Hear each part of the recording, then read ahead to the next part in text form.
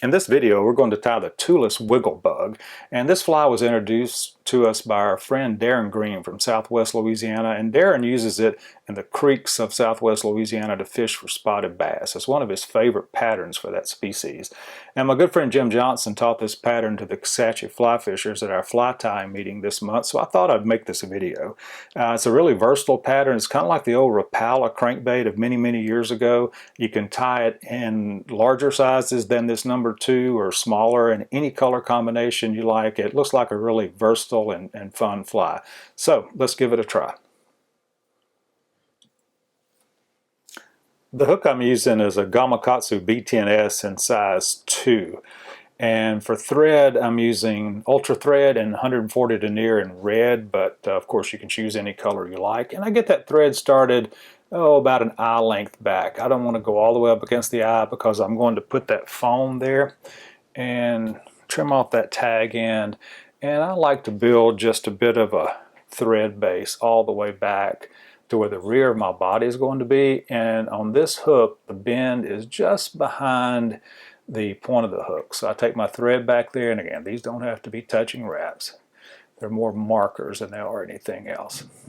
And I leave my thread hanging just back of the front of my thread base. And for an eye, I'm using small lead dumbbell eyes, and I want to tie this quite a ways back because I have to put that foam in the front.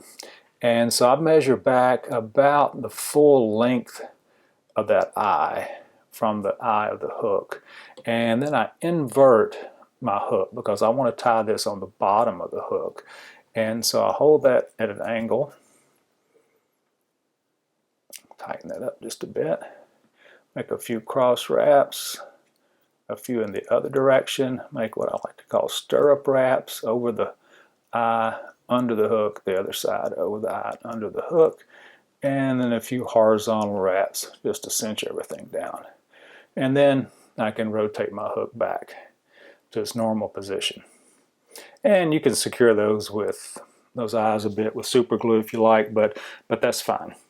For the body of the fly, or the flash, I'm going to use standard Estaz, and this is opal white, and I'm going to strip off some of those fibers to expose the core and just tie that in just behind those eyes. Now this is a little bit different. Notice we're tying this in the front instead of the rear of the hook, and so I move my thread back to the rear, and we're going to wrap from the front to the back, which is the opposite direction from what we usually do.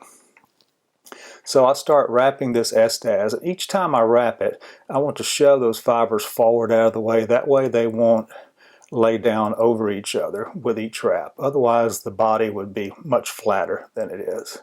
And I have about a 3-inch piece here, which is enough for this one fly. And when I get to my hook point,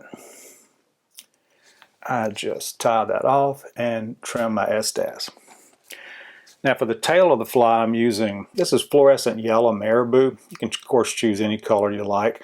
I could use the tip for this. The tip would work just fine, but I'm kind of conservative with my marabou, so I like to just fold my fingers over each side. I'm going to use these base feathers over each side and then just strip those off the bottom of that marabou feather. And these are feathers we don't normally use.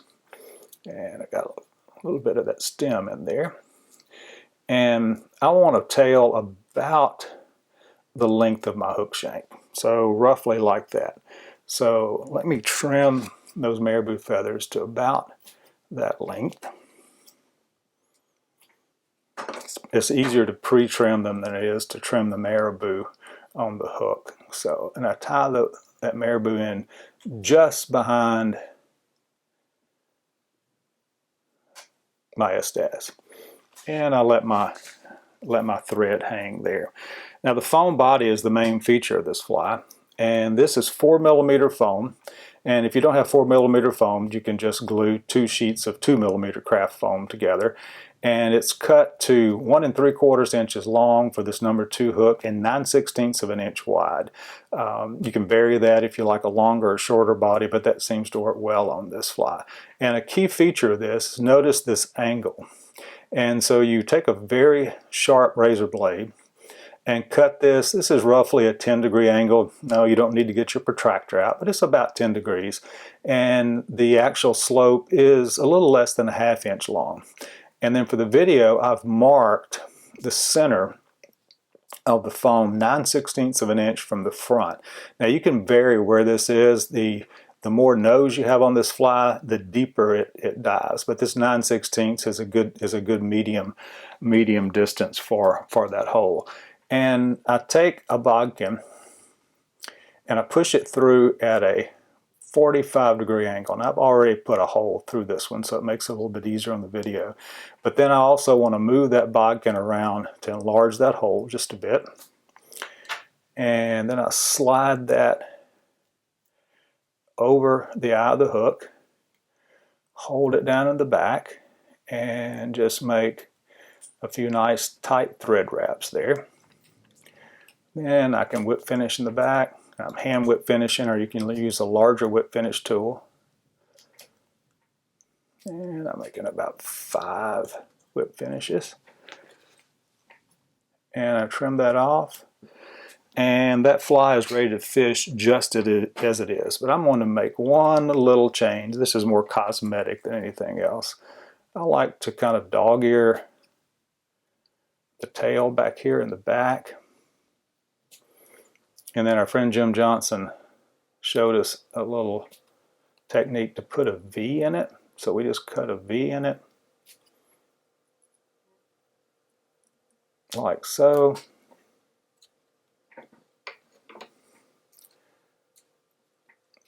And that just makes it look a little nicer. And that marabou tail has a little more room to work as well. So that is the Tullis Wiggle Bug. It's a great pattern for creeks and bass and any kind of water, so I hope you'll give it a try.